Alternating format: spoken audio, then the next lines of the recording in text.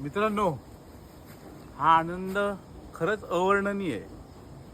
म्हणजे सहज शेतामध्ये फेरफटका मारायला यावं आणि असा एक साधारण मध्यम प्रतीचाच परंतु झाडाला पिकलेल्या केळीचा घड दिसणं आणि दृष्टिक्षेपात पडल्या पडल्या मस्तपैकी आपल्याला फ्रेश, ऑर्गॅनिक आणि कार्बाईड फ्री आपण जे केळी नेहमी खातो, ही जी केळी आहेत ही काही एक विशिष्ट प्रकारचा गॅस त्याच्या गॅसच्या कंपार्टमेंटमध्ये त्याला ठेवून त्याला पिकवलं जातं. पण हे अशा पद्धतीचं केळ खायला मिळणं आपल्या स्वतःच्या शेतातलं, आणि हे जे समाधान आहे हे समाधान अवर्णनीय आहे. कारण याला काहीच तोडच नाही. म्हणजे आजपर्यंत मी जे काही कष्ट केले, आपण जे काही इथं केळी लावली किंवा जे आपण केलं, ह्याचं उत्पन्न, आर्थिक फायदा एकीकडे आणि मानसिक समाधान एकीकडे. तर आर्थिक फायदा तुम्हाला श्रीमंत बनवून देईल, पण मानसिक समाधान हे तुम्हाला समृद्ध बनवेल, यात काही शंका नाही. Good morning from Raskar farms. सुरुवात कदाचित लहान असेल, छोटी असेल, पण ध्येय नक्कीच मोठं आहे. आणि ध्येय आहे समाधानी होण्याचं, समृद्ध होण्याचं, ना की श्रीमंत होण्याचं. Good morning. हा पूर्ण घड आहे. सर्व माझ्या मित्रांना एक एक दोन दोन केळी मी याच्यात ते देईन, कारण याची गोडी ही अवर्णनीय आहे. दिसायला एक वेळ थोडा कमी पिवळसर दिसेल किंवा आपण म्हणूयात दिसायला कदाचित थोडंसं कमी अट्रॅक्टिव्ह असेल, परंतु हल्ली आपण जे बघतो एकदम पिवळसर, गोल्डन आणि सुंदर, एकदम फ्लुएंट केळी, ज्या केळ्यांमध्ये कुठलाही डाग नसतो, काही नसतो, ही केळी कधीच आरोग्याला चांगली नसतात. झाडाला जे केळ पिकलं, झाडाला जो आंबा पिकला, झाडाला जे फळ पिकलं, त्याला जी चव आहे, ही चव फक्त आणि फक्त पक्ष्यांनाच अनुभवायला मिळते. कारण इथं बघा तुम्ही, आमच्या शेतामध्ये मोर आहेत, तर मोरांनी हे केळ खाल्लेले तुम्हाला दाखवतो मी. हे केळ मोरांनी खाल्लेले. मोर म्हणा किंवा इतर जे पक्षी आहेत, हे सगळे आमच्या शेतामध्ये इथं आहेत. आणि बिचारा तो मस्तपैकी सकाळी येतोय आणि छानपैकी त्याची न्याहारी मस्तपैकी ताज्या ताज्या केळांनी करून जातोय. यातही मला एक वेगळ्या पद्धतीचा आनंद आहे की आपण निसर्गातल्या जे काही छोटे छोटे एलिमेंट्स आहेत, जे काही छोटे छोटे प्राणी आहेत, यांना पण आपण एका वेगळ्या पद्धतीने त्यांचंही पोषण आपल्या माध्यमातून होतंय. हा एक वेगळा आनंद आहे. आणि केळाची साल, आपण म्हणतो इकडे रस्त्यात नका टाकू, तिकडे नका टाकू. मी नेहमी जेव्हा जेव्हा शेतामध्ये केळी खातो, केळाची साल ही मी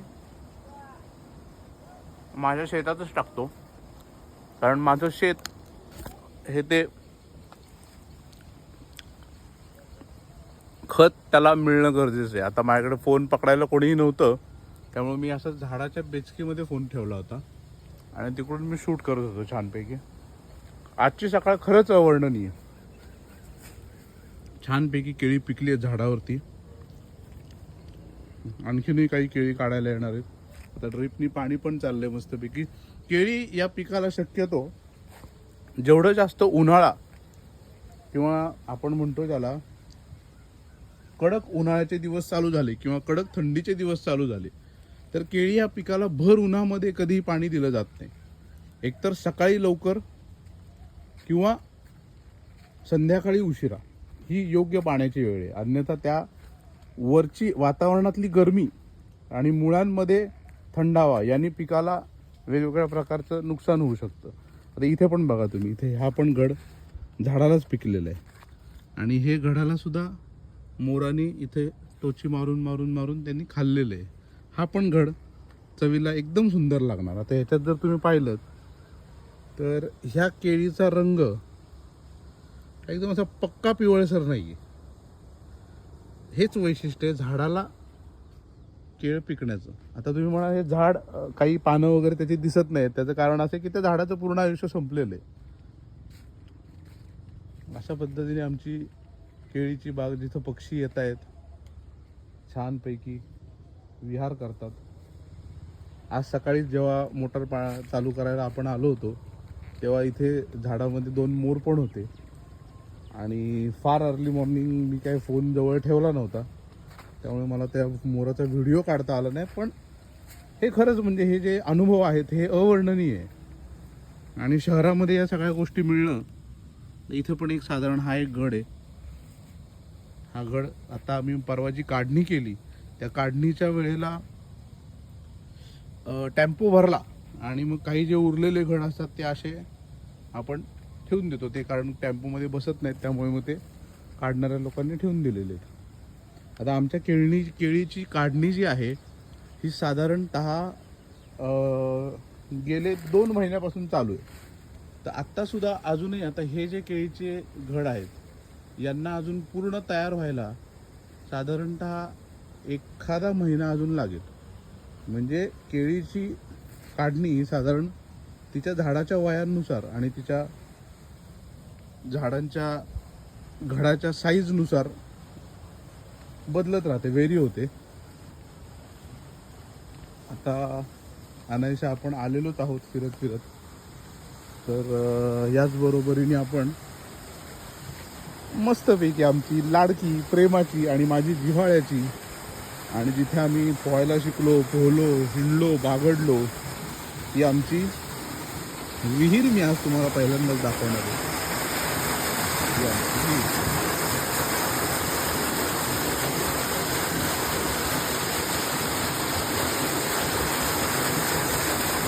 अत्यंत प्रसन्न, नयनरम्य आणि लोभस असं मनाला आनंद देऊन जाणारं सौंदर्य. गावाला आलो आणि शेतात आलो नाही असं फार फार क्वचित, म्हणजे नाहीच होऊच शकत नाही. मी एक वेळ घरी उशिरा जाईल पण शेतात मात्र पहिल्यांदा येतो. आता आमच्या पलीकडच्या शेतामध्ये बटाट्याची काढणी चालू आहे. तर हे जे बटाटे आहेत हे बटाट्यांना झाकण्यासाठी म्हणून आम्ही या केळीच्या पानाचा, केळीच्या प्रत्येक गोष्टीचा पुनर्वापर होतो. म्हणजे याच्यात 0 वेस्टेज हे केळीचं प्रोडक्शन आहे असं म्हटलं तरी चालेल. आता हे केळीची पानं आम्ही परवा इकडे शेकोटी केली होती. इकडे पण बऱ्यापैकी केळीचं पान जेव्हा त्याला आग लागते ते एकदम छान मोठ्या पद्धतीने त्याची आग प्रज्वलित होऊन खूप छान दिसतं. अशा अनेक गोष्टी इथं आहेत. आमच्या बांधावर आमचे थोरले मालक अद्वैत रासकर यांचा जेव्हा जन्म झाला त्यावेळेस मला सहज मनात येऊन गेलं की लहान मुलं जर आपल्या शेतात उद्या फिरायला आली तर त्यांना काहीतरी खायला हवं. म्हणून इथे मी पूर्ण बांधावरती साधारण एक 50 नारळाची झाडं आणि आता हे एक लिंबाचं झाड आहे. एका मित्राकडे गेल्यावर त्यांनी मला भेट म्हणून दिलं होतं. या झाडालाही साधारणतः एक मला वाटतं 2.5 वर्ष तरी झाली असतील, 2.5-3 वर्ष. इथे पेरूचं झाड आहे. पेरूच्या झाडाला छोटे छोटे पेरू लागलेले आहेत. पेरूचं झाडही छान वाढलेलं आहे. इकडे आपल्याकडे नारळाची झाडं अजून लहान आहेत. त्याला साधारण एक 2-3 वर्ष लागतील नारळाला फळं यायला. इकडे ऊस आहे. आणि आज संध्याकाळी मी बहुधा तुम्हाला एक छानपैकी बटाट्याची काढणी कशी केली जाते आणि बटाटे आम्ही कसे झाकून ठेवलेत ते दाखवतो. तर असाच एकंदरीत आनंदाची अनुभूती, निसर्ग, आपलं शेत, आपली माती, आपलं जमीन, अशा ठिकाणी जी सकाळ चालू होती ती सकाळ ही निशंकपणे अवर्णनीय असते, ज्याची मी अनुभूती घेतोय. सगळ्यांना गुड मॉर्निंग, शुभप्रभात. सगळ्यांचा दिवस छान जावो. सगळ्यांना असंच छान छान आरोग्यदायी खायला मिळो आणि तुमचं आरोग्य सुदृढ राहो, याच शुभेच्छा. Have a nice day.